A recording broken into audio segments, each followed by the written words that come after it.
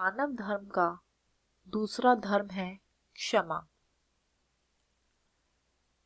अपना अपकार करने वाले से बदला लेने की पूरी सामर्थ्य होते हुए भी बदला ना लेकर उस अपकार का, उस अपमान का प्रसन्नता के साथ सहन कर लेना क्षमा कहलाता है। सत्यपि सामर्थ्ये अपकार सहनम क्षमा। मनुष्य माया से मोहित है। मोह के कारण वह भोगों में सुख समझकर उनकी प्राप्ति के लिए परिणाम ना सोचकर दूसरे का अनिष्ट कर बैठता है। मन से साधारण प्रतिकूल घटना में भी मनुष्य अपना अनिष्ट मान लेता है और उसी अवस्था में उसको क्रोध आता है। आगे चलकर इसी क्रोध के नए और कई रूप बन जाते हैं, जिन्हें द्वेष, बैर, प्रतिहिंसा और हिंसा आदि नामों से जाना जाता है, पुकारा जाता है। जिस समय किसी के प्रति मन में द्वेष उत्पन्न होता है, उसी समय से अमंगल का प्रारंभ हो जाता है। जैसे ही हमारे मन में किसी के प्रति कोई भी द्वेष भावना आती है, उसी वक्त हमें समझ जाना चाहिए कि सिर्फ उसी का ही अमंगल नहीं, अपना भी हम अमंगल करने जा रहे हैं। किसी को अपना शत्रु समझकर उससे बदला लेने की प्रवृत्ति से न केवल उस बैरी का अनिष्ट होता है, परंतु अपना भी महान अनिष्ट होता है। दिन रात हृदय जला करता है। इतने में भी इस अमंगल की समाप्ति नहीं हो जाती। दोनों ओर से द्वेष और प्रतिहिंसा की पुष्टि होते होते परस्पर विविध प्रकार से संघर्षण होने लगता है और उससे एक ऐसा प्रबल दावानल चल उठता है जो बड़ी बड़ी जातियों और राष्ट्रों को भस्म कर डालता है। तो बेसिकली जब हमारे दिल में किसी के प्रति द्वेष भावना आती है, भले ही हम कुछ करें ना करें, पर जो वो सोच कर, वो बार बार चीजें याद कर कर जो हमारा दिल जलता है, जो उससे एक जलन होती है, एक दिमाग में एक वही चीज रहती है। हम ना ध्यान कर पाते, ना सिमरन कर पाते, ना बच्चों को देख पाते, ना घर में ध्यान होता है, ना सेहत पर ध्यान होता है। बस एक वही दिमाग में, दिल में, दिमाग में, हर जगह बस वही द्वेष चल रहा होता है। तो क्षमा इस कंडीशन में बहुत ही हेल्पफुल होता है। अगर हमारे में हिम्मत हो क्षमा करने की, तो ये सारी चीजें जिससे सामने वाले को तो पता भी नहीं है, पर हम जले जा रहे हैं, मरे जा रहे हैं, इससे सिर्फ अपना ही नुकसान कर रहे हैं हम। जगत के बड़े बड़े युद्ध आरंभ में 2-4 मनुष्यों के परस्पर मनोमालिन्य के आधार पर ही हुए हैं। यदि मनुष्य अपने ही जैसे दूसरे मनुष्यों की किसी भूल को द्वेष ना समझकर उस पर क्षमा कर दे, तो उन दोनों के साथ ही साथ सारा समाज भी बड़े अनर्थ से बच सकता है। हम जिस घटना को अपनी बुराई समझते हैं, वह वास्तव में हमारी बुराई ही है, ऐसा कोई निश्चय नहीं है। बहुत बार ऐसा होता है जो हमें लगता है कि हमारी बुराई है या हमारा अनिष्ट है, पर परिस्थिति ऐसा होता है कि वो एक्चुअली ऐसा कुछ होता ही नहीं है। वी आर नॉट सर्टेन कि ये इसमें हमारी बुराई ही है। बहुत बार मनुष्य किसी घटना से अपना अनिष्ट समझता है, पर वही घटना परिणाम में उसके सुख का कारण सिद्ध होती है। हम भूल से मन के प्रतिकूल प्रत्येक घटना में ही प्राय अनिष्ट देखते हैं। यह निश्चित बात है कि सभी घटनाएं या दूसरों के द्वारा किए हुए सभी कार्य हमारे मन के अनुसार, हमारे मन के अनुकूल नहीं हो सकते। सबकी मन की भावना और सबकी प्रवृत्ति और सबकी परिस्थिति एक जैसी नहीं होती।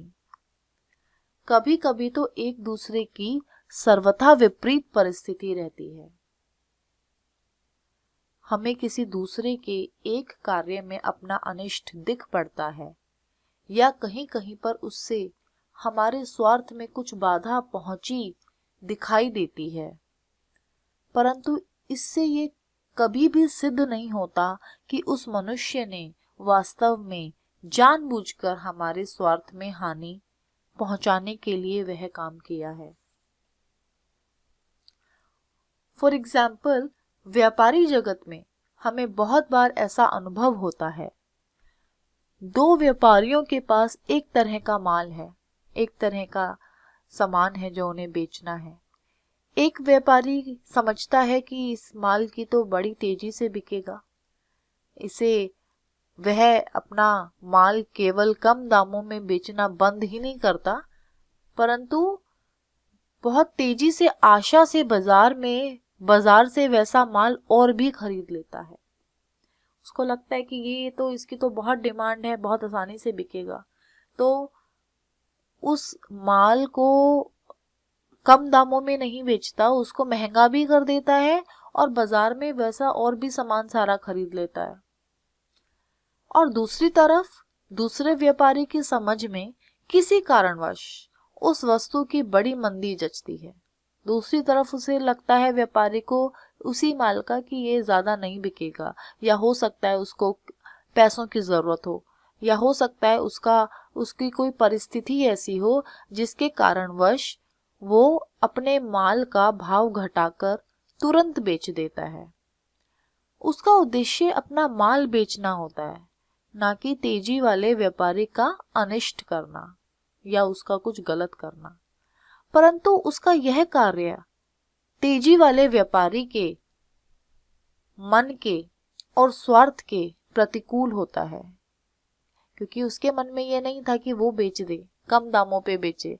उसका तो प्लान था कि मैं ये सामान ले लूं और महंगे दामों पर बेचूंगा, पर क्योंकि उसके अनुसार काम नहीं होता और इससे उसकी धारणा हो जाती है कि मंदी वाला मेरी उन्नति देख ही नहीं सकता, इसलिए मंदे भाव में माल बेचकर मुझे नुकसान पहुंचा रहा है।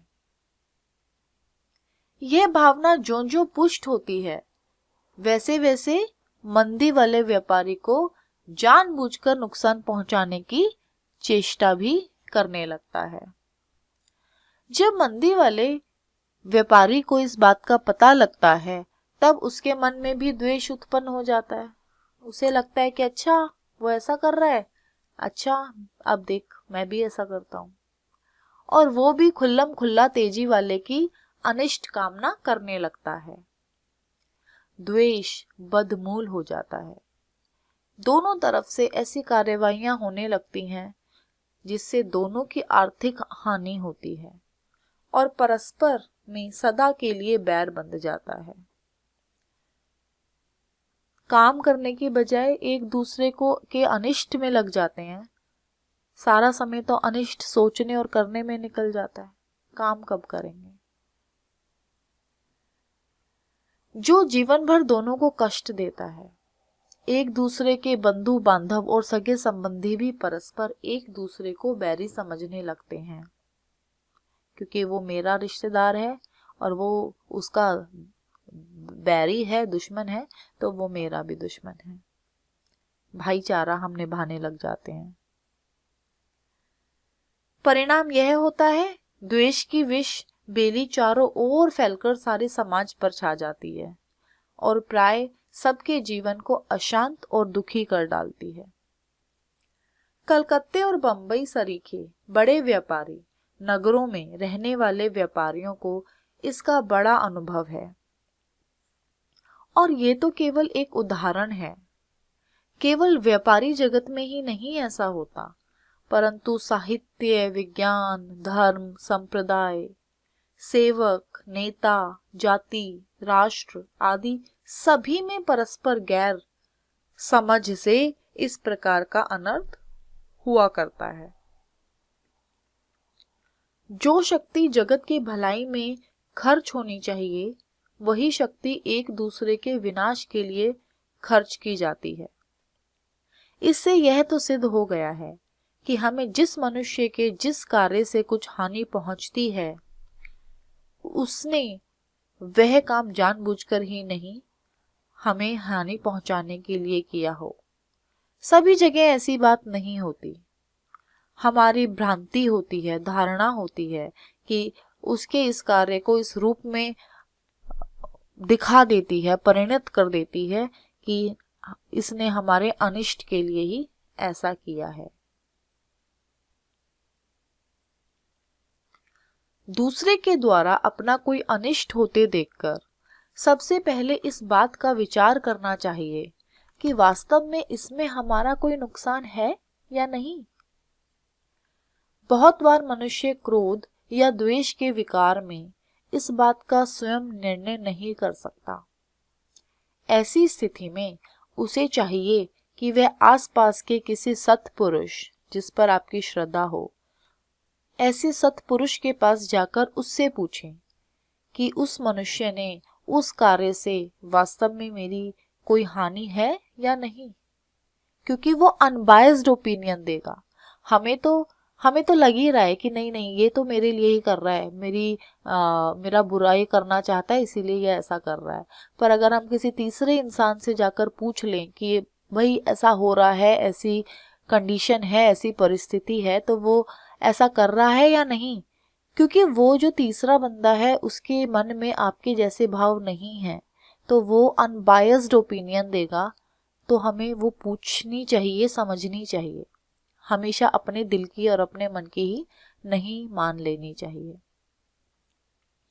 सत्पुरुष की राग द्वेष रहित बुद्धि से बड़ा सुंदर निर्णय होता है।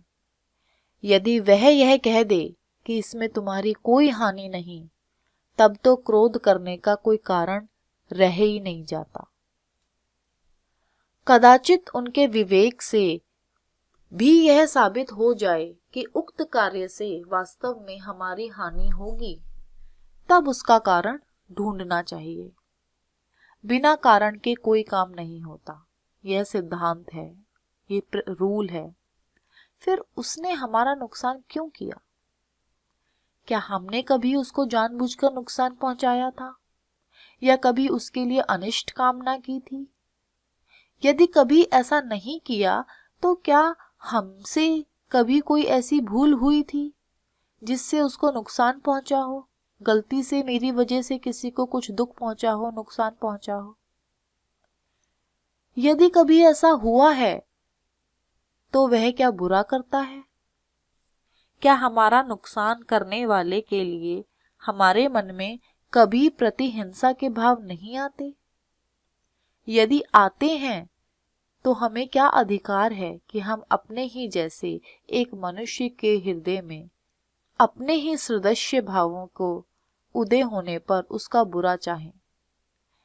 अगर भाव मेरे मन में भी कभी आ जाते हैं कि नहीं ये ऐसे नहीं ऐसे है, और वही भाव अगर किसी दूसरे के मन में आ जाएं, तो क्या वो इंसान बुरा और मैं भला, मैं भली? नहीं, ऐसा नहीं होता। अगर मेरे मन में भाव आ सकते हैं तो सामने वाले मनुष्य के मन में भी भाव आ सकते हैं। हमें इस बात को समझना चाहिए। हमें चाहिए कि अपनी भूल के लिए पश्चाताप करें और शुद्ध तथा सरल चित्त से विनय पूर्वक उससे क्षमा याचना करें। बार बार क्षमा याचना करने पर यह संभव नहीं कि वो हमें क्षमा ना करे। ऐसी अवस्था में अभिमान और झूठी ऐंठ तथा अकड़ को त्याग देना चाहिए और क्षमा प्रार्थना करनी चाहिए। यदि अच्छी तरह आत्मनिरीक्षण कर लेने पर भी अपना कहीं कोई दोष प्रतीत नहीं होता, मुझे लगता है कि नहीं मैंने तो ऐसा कुछ नहीं किया जिससे उसका कुछ बुरा हुआ हो, गलती से या जानबूझकर या समझ ना होने के कारण, किसी भी कारण, तो धीरता पूर्वक यह देखना चाहिए कि उस मनुष्य ने उस कार्य किस परिस्थिति में किया। उसकी नियत हमें नुकसान पहुंचाने की थी या किसी परिस्थिति में पड़कर उसे मजबूर होकर, बाध्य होकर ऐसा करना पड़ा है। यदि हम उसकी जैसी परिस्थिति में होते तो क्या करते? ऐसा जांचने से यदि ये सिद्ध होता है कि उसने बुरी नीयत से काम नहीं किया, परिस्थिति ही उस कार्य का कारण है, सिचुएशन ऐसी थी कि उसे मजबूरन करना पड़ा, तो हमें कोई अधिकार नहीं रह जाता कि हम उस पर क्रोध करें। हमें उसकी सिचुएशन को समझना चाहिए और सोचना चाहिए कि ऐसा क्यों हुआ है। कदाचित यही सिद्ध हो कि उसने जानबूझकर हमें नुकसान पहुंचाने के लिए ही ऐसा किया है, तो इससे यह निश्चय होता है कि वह भ्रम में है। जो मनुष्य किसी दूसरे की हानि करना चाहता है, वो खुद की ही हानि करता है। यह सिद्धांत है, ये भी रूल है। कहते हैं ना, कुआं अपने लिए दूसरे के लिए खोदता है और खुद ही गिर जाता है। अतएव जो अपना नुकसान आप करता है वह भ्रम में पड़ा हुआ है, वो तो पागल है, अपने आप अपना नुकसान ही कर रहा है। भूला हुआ या पागल सर्वथा क्षमा का पात्र होता है। अगर वो जानबूझकर भी गलती कर रहा है तो आप ये सोचकर उसको क्षमा कर दो कि वो मेरा क्या बुरा करेगा, उसका वो तो खुद का बुरा कर रहा है, वो खुद ऐसे उलझनों में पड़ गया है कि अपना भी टाइम वेस्ट कर रहा है और मेरा भी टाइम वेस्ट कर रहा है। उस पर क्रोध करने का कोई अधिकार नहीं है। यदि हम उस पर क्रोध करते हैं तो न केवल अपना नुकसान करते हैं परंतु सारे जगत को नुकसान पहुंचाते हैं, क्योंकि हम भी तो इस विश्व शरीर के एक अंग हैं।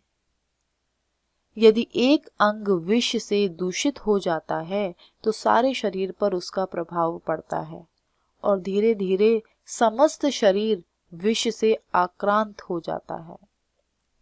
ऐसी स्थिति में अपने, उसके और जगत भर के मंगल के लिए अपना अपकार और अपना अपमान करने वाले को क्षमा करना ही सर्वोत्तम साधन है।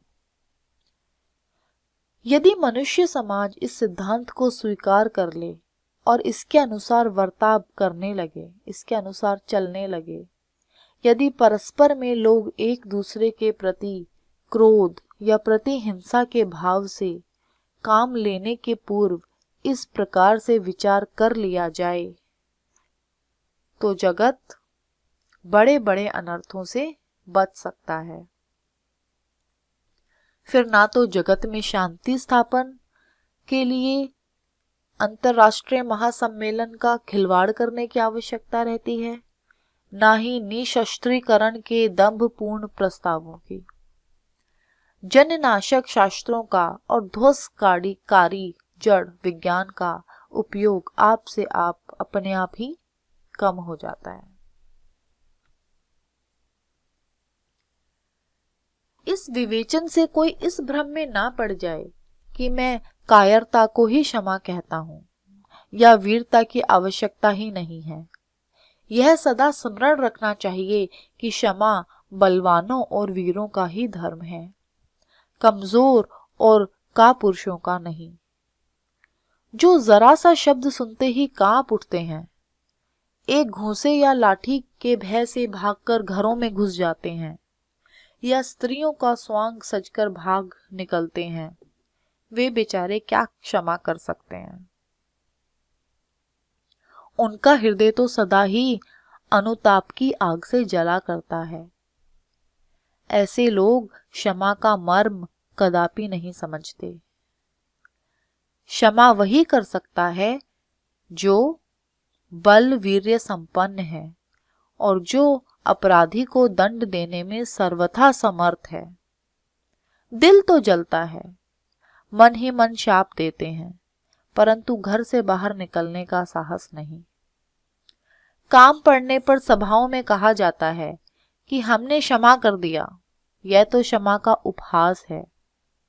क्षमा की थी अपने पुत्रों को मार देने वाले तपोधन विश्वामित्र पर महर्षि वशिष्ठ जी ने, जो सब तरह से दंड देने में समर्थ थे, परंतु वे इस बात को जानते थे कि मेरा, विश्वामित्र का और साथ ही साथ समस्त जगत का मंगल क्षमा करने में ही है, माफी देने में ही है।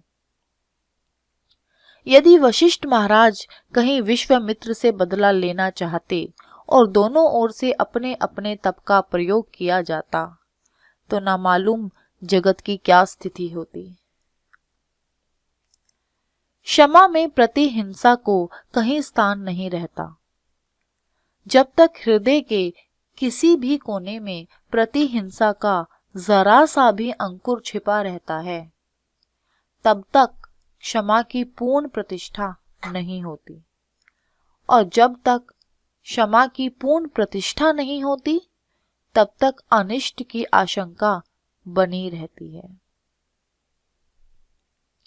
एक मनुष्य ने दूसरे को गाली दी, बदले में उसने दे दी, दोनों बराबर हो गए। यह प्रतिहिंसा का प्रत्यक्ष रूप है। परंतु इसके कई सूक्ष्म और परोक्ष रूप भी हैं। बदले में गाली नहीं दी, डर गया या सभ्यता के अनुरोध से वैसा नहीं किया, परंतु पुलिस कोर्ट में फरियाद कर दी। इसमें प्रतिहिंसा ज्यों की त्यों रही।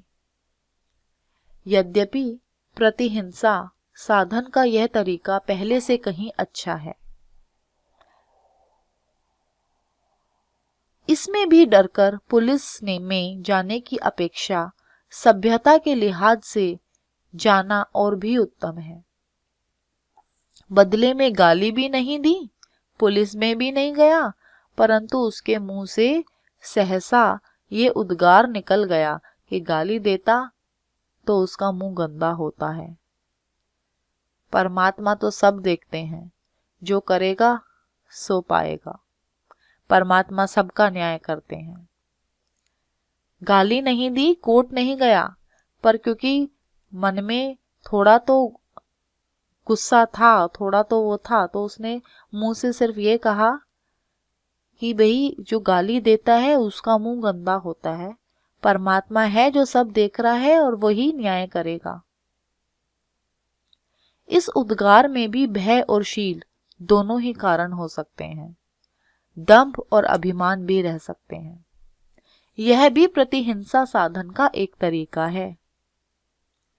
भय, दंभ या अभिमान की अपेक्षा शील से प्रेरित होकर जो ऐसा करता है वह उत्तम है, परंतु इसमें भी प्रतिहिंसा तो रहती ही है। वहां यहां फरियाद नहीं करता, परमात्मा के दरबार में ही कर देता है। इसमें कोई संदेह नहीं है कि वर्तमान काल में इस भाव के लोग बहुत ही कम पाए जाते हैं, परंतु इससे भी अधिक सूक्ष्म रूप से हृदय में प्रतिहिंसा छिपी रहती है, जिसका पता समय पर लगता है। जब 2, 4 या 10, 20 साल बाद आप उस गाली देने वाले पर कोई विपत्ति आती है, तब मुंह से सहसा ऐसे शब्द निकल पड़ते हैं या तत्काल ही मन में ऐसा भाव उत्पन्न हो जाता है कि चलो अच्छा हुआ, उसने कभी 6 साल, 10 साल, 20 साल पहले मुझे गाली दी थी, इसने अमुक समय मुझे गाली दी थी, देर तो बहुत हुई पर किए का फल तो इसे मिल गया। इस उद्गार का क्या अर्थ है? यही कि वह उसको दंड भोगते हुए देखना चाहता था, नहीं तो यह भाव ही कैसे उत्पन्न होता। कहीं ना कहीं उसको दिल में ठंडक पहुंची, दिल में अच्छा लगा कि चलो मिला, चाहे उस पर विपत्ति किसी भी कारण से आई हो, परंतु उसने तो उसका कारण अपने को ही समझ लिया। वास्तव में प्रतिहिंसा की भावना अलक्ष्य रूप से हृदय में छिपी रहती है, जो समय पर विकसित हो उठती है। बड़े बड़े लोग इस प्रकार से परोक्ष में प्रतिहिंसा का पोषण किया करते हैं। ऐसा क्यों होता है? केवल क्षमा के अभाव से। यह स्मरण रखना चाहिए कि बैर की भावना केवल इसी जीवन में दुखदायी नहीं होती, परंतु परलोक में भी दुख देती है। बैर की वासना को साथ रखकर मरने वाला नामालूम कितने काल तक प्रेत योनियों की कठिन यंत्रणाओं को भोगता है और स्थूल देह की प्राप्ति के बाद भी नामालूम कितनी योनियों में उसे केवल बैर भाव के कारण ही भटकना पड़ता है। क्षमा ही एक ऐसा साधन है जो इस दुख से मनुष्य को बचाता है। क्षमा में दुर्भावना और द्वेष खाता चुकता कर दिया जाता है। यही तो अक्रोध और क्षमा का अंतर है। अक्रोध निष्क्रिय साधन है और क्षमा सक्रिय। किसी के अपराध पर क्रोध न करना क्रिया को रोकना है, परंतु इस पर अपने मन पर जो दूसरे के अपराधों को देखकर उसके प्रतिकार करने की एक कुत्सित छवि अंकित हो गई थी, वह नहीं मिटती। क्षमा इस विकृत छवि को धो डालती है। क्षमा के सामने क्रोध, हिंसा, द्वेष या बैर कहीं नहीं टिकते।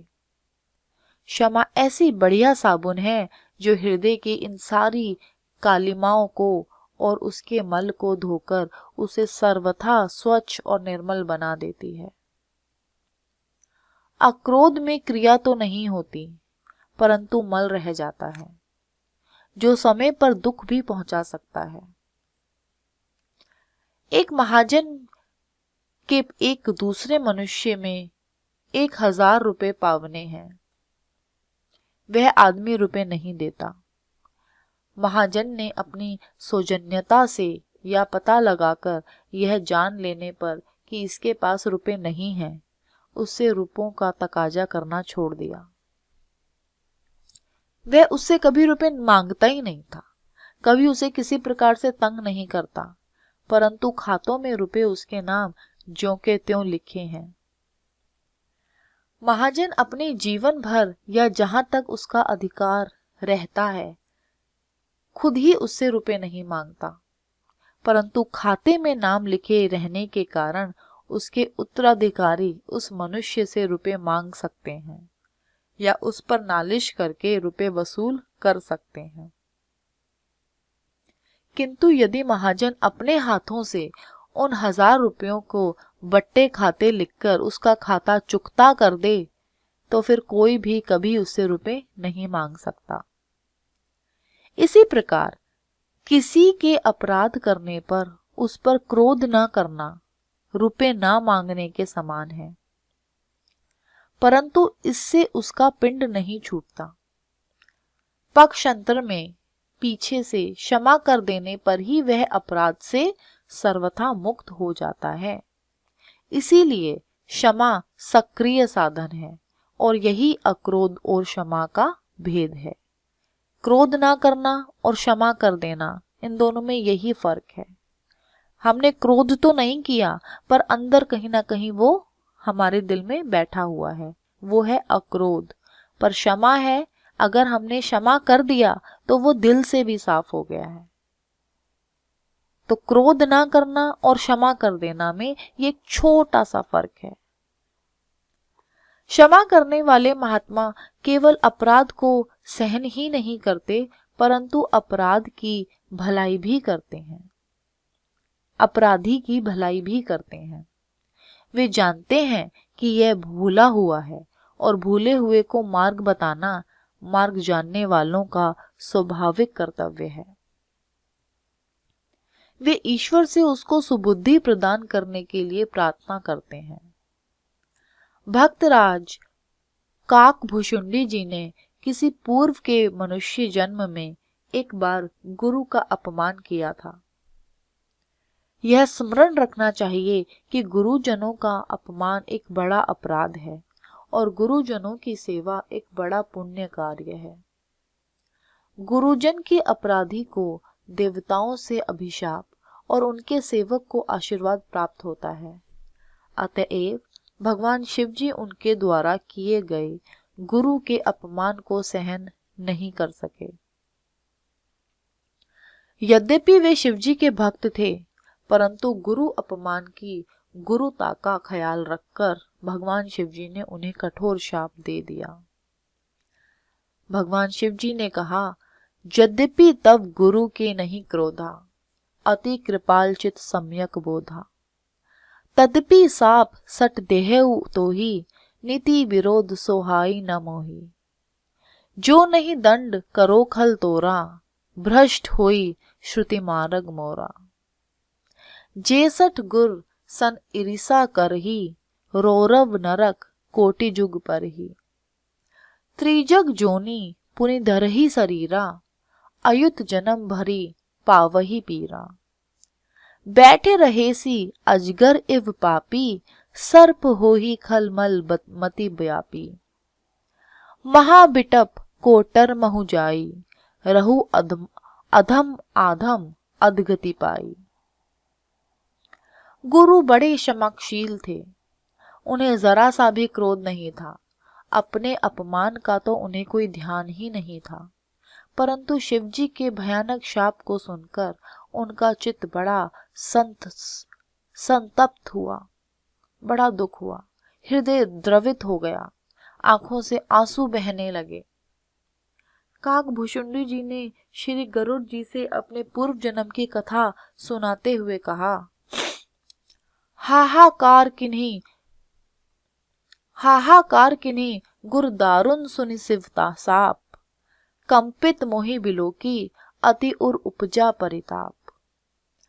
करी दंडवत सब प्रेम द्विज, शिव सन्मुख कर जोर। बिने करत गदगद स्वर, समझी घोर गति मोर। गुरुजी महाराज शिवजी का कठोर शाप सुनकर और मुझे कांपता हुआ देखकर हाहाकार करने लगे। उनके हृदय में बड़ा खेद हुआ। मेरी बुरी गति समझकर वे सप्रेम शिवजी को दंडवत प्रणाम कर गदगद वाणी से मेरे लिए विनय करने लगे। कितना विशाल हृदय है। अपना अपमान करने वाले को जब दंड मिलता है तब स्वाभाविक ही मनुष्य को कुछ संतोष सा होता है, परंतु समाक्षील अक्रोधी ब्राह्मण प्रसन्न नहीं होता, परंतु बड़ा दुखी होता है। आजकल की प्रतिहिंसामयी संस्कृति के वातावरण में तो ऐसे महापुरुषों को शायद मूर्खों की श्रेणी में गिना जाए। अगर कोई ऐसा करे कि आपके साथ कोई बुरा कर रहा है और उसके साथ बुरा हो और आप रोने लग जाओ, आपको उतना ही दुख हो, तो लोग कहेंगे पागल है, क्यों रो रहा है ये। परंतु वास्तव में ये भ्रम है।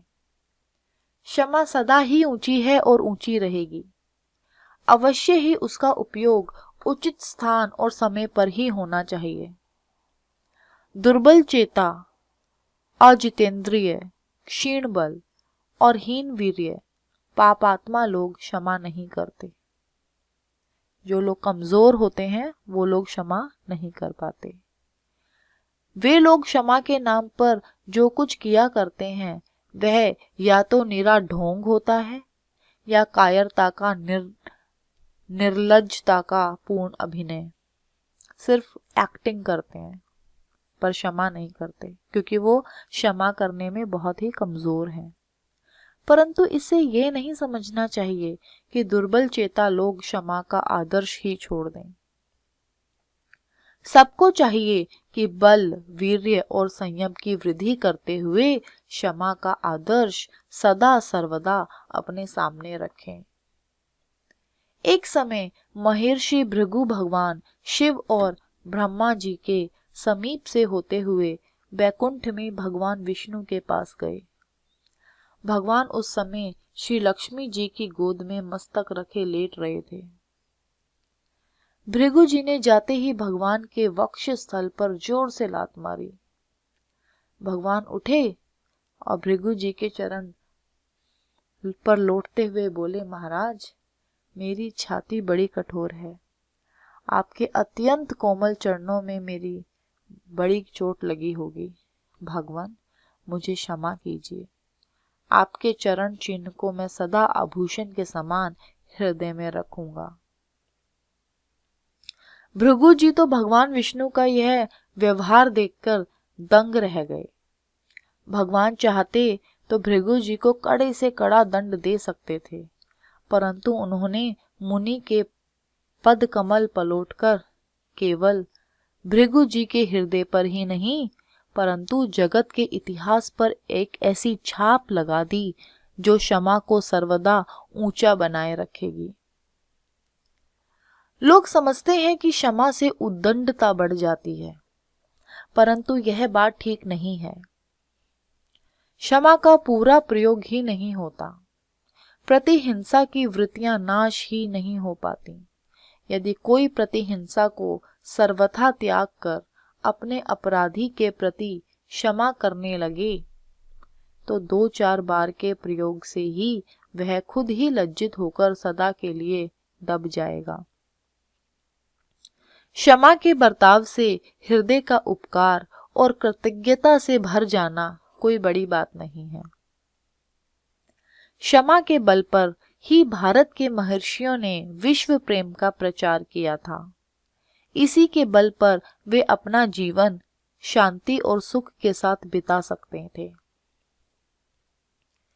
भगवान मनु ने कहा है, क्रुद्ध ध्यंता न प्रतिक्रुद्ध अध्ययताकृष्टः कुशलम वदेत। क्रोध करने वाले पर क्रोध नहीं करना चाहिए, दुर्वचन कहने वाले को भी आशीर्वाद देना चाहिए। नवद्वीप में माधव नामक एक दुराचारी ने प्रेम मूर्ति श्री नित्यानंद जी पर प्रहार किया। उनके मस्तक से रुधिर बहने लगा। उनके मस्तिष्क से खून बहने लगा। श्री चैतन्य महाप्रभु ने उसे दंड देने का विचार किया, पर नित्यानंद जी रोने लगे। इसलिए नहीं कि महाप्रभु उसे शीघ्र दंड क्यों नहीं देते, इसलिए कि उसे दंड क्यों दिया जाता है। उन्होंने कहा, प्रभु इस भूले हुए जीव पर दया कीजिए और इसका उद्धार कीजिए। श्री नित्यानंद जी के वचनों से महाप्रभु कोप शांत हो गया। माधव और उसके भाई जगन्नाथ के हृदय पर प्रेम की मोहर लग गई। उनका जीवन बदल गया। दोनों ने पाप छोड़ दिए। श्री महाप्रभु के अनुग्रह से दोनों का उद्धार हो गया। यह है क्षमा, यह है माफी। क्षमा द्वेष अग्नि में पानी का काम करती है और क्रोध या प्रतिहिंसा घृत का। क्षमा आग में पानी का काम करती है, द्वेष अग्नि में, और जो क्रोध है वो घी का काम करता है। अतएव प्रत्येक मनुष्य के लिए, कम से कम मुमुक्षु के लिए तो क्रोध और प्रतिहिंसा का त्याग और क्षमा का ग्रहण करना परम कर्तव्य है।